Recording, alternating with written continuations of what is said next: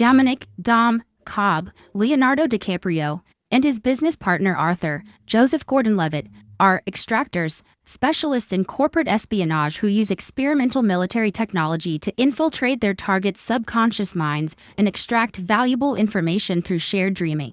Their current mission targets Japanese businessman Saito, Ken Watanabe, but the extraction attempt fails due to interference from a memory of Cobb's deceased wife, Mal, Marion Cotillard. After their associate betrays them, Saito reveals that the planting an idea in someone's subconscious. In order to break up the energy conglomerate of ailing competitor Maurice Fisher, Pete Postlethwaite, Saito wants Cobb to plant the idea of dissolving the company into the mind of Fisher's heir, son Robert Fisher, Cillian Murphy. Should Cobb succeed, Saito tells Cobb he will use his influence to clear Cobb of a murder charge, which will allow Cobb to return home and to his children. Cobb accepts Saito's offer. Cobb sets about assembling his team. Eames, Tom Hardy, a con man and identity forger, Yusuf, Dilip Rao, a chemist who concocts the powerful sedative for a stable dream within a dream strategy, Ariadne, Ellen Page, an architecture student tasked with designing the labyrinth of the dream landscapes, and Arthur. Saito insists on accompanying the team to verify the team's success. When the elder Fisher dies in Sydney, Robert Fisher accompanies the body on a flight back to Los Angeles, which the team uses as an opportunity to isolate Fisher. Cobb sedates him, bringing him into a shared dream with the extractors. Using a dream within a dream strategy, at each level in the layer dreaming, the person generating the dream stays behind to set up a kick that will be used to awaken the other sleeping team members who have entered another dream layer deeper. Due to the effects of heavy sedation and multi-layer dreaming, death during the mission will result in entering limbo, an expanse of infinite raw subconscious. Limbo is a space not dreamed by any one individual, but a shared space where one mind can make drastic alterations of any kind. In the first level, Yusuf's rainy downtown dream, the team abducts Fisher. However, Fisher's trained subconscious projections attack, wounding Saito severely.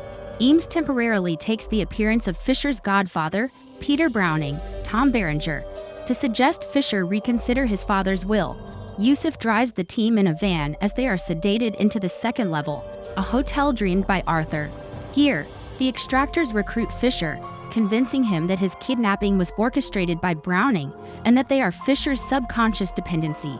In the third level, a snowy mountain fortress dreamed by Eames, Fisher is told they are in Browning's subconscious, but they are really going deeper into Fisher's.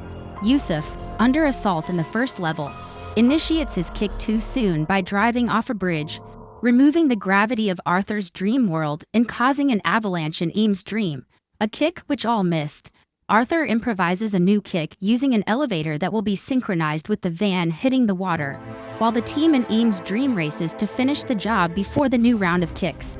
Saito succumbs to his wounds, and Cobb's projection of Mal sabotages the entire plan by killing Fisher, sending them both into limbo.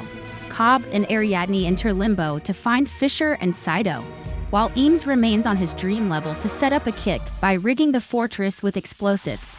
Cobb reveals to Ariadne that he spent 50 years with Mal in limbo constructing a world from their shared memories while seemingly growing old together.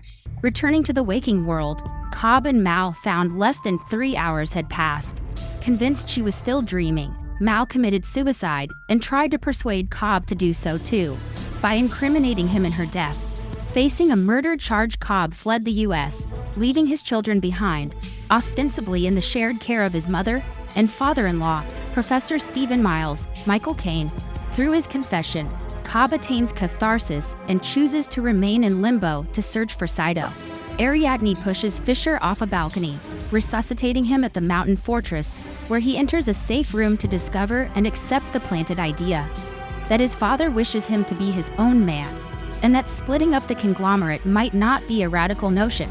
All team members other than Cobb and Saito ride the synchronized kicks back to reality. Ariadne jumps off a balcony in limbo. Eames detonates the explosives in the fortress. Arthur blasts an elevator containing the team's sleeping bodies up an elevator shaft, and the van in Yusuf's dream hits the water.